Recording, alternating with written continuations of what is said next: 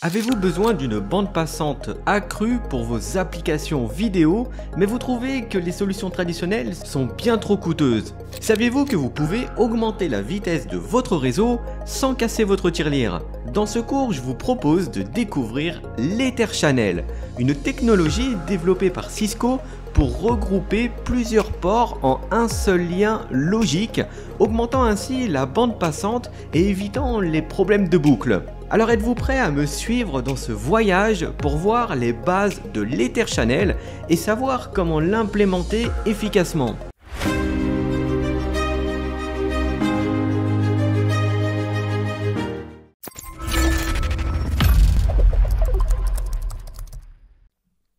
L'arrivée d'applications qui utilisent la vidéo demande une plus grande bande passante. Alors on peut très bien augmenter la vitesse du réseau en utilisant des liens plus rapides, mais cette solution est très coûteuse.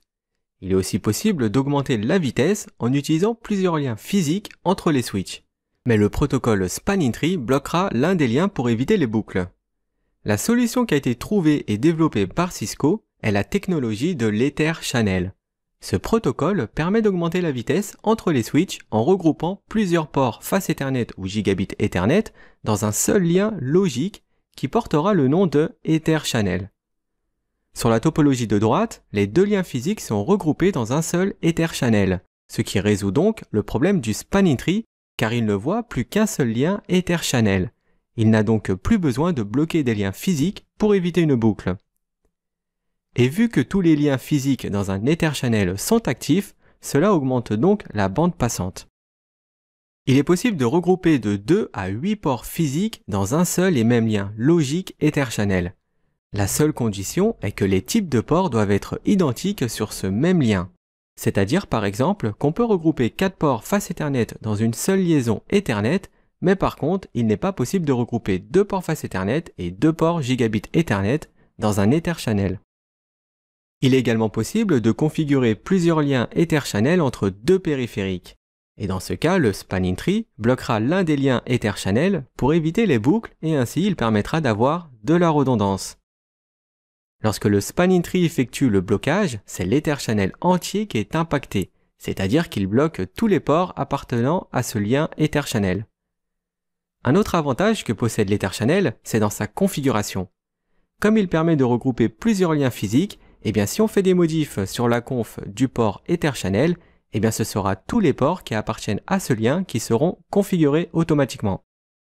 En plus de fournir de la redondance, l'Etherchannel peut aussi faire de l'équilibrage de charge. L'objectif d'une agrégation de liens est d'augmenter la bande passante en fusionnant plusieurs liens physiques par un seul lien logique.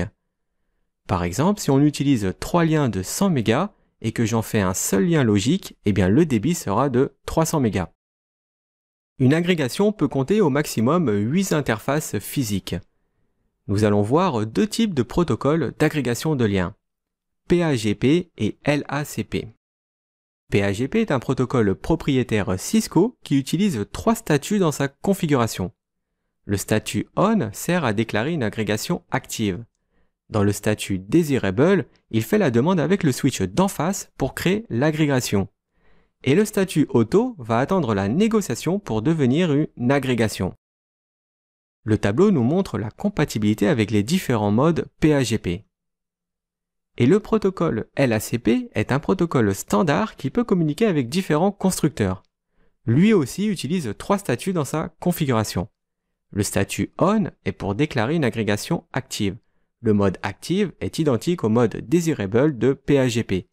Et le mode passive correspond au mode auto de PAGP, c'est-à-dire que là aussi il va attendre la négociation pour devenir une agrégation. Les compatibilités des différents modes sont identiques au protocole PAGP. Il faut juste retenir que le mode active de LACP correspond au mode Desirable de PAGP et passive correspond au mode auto.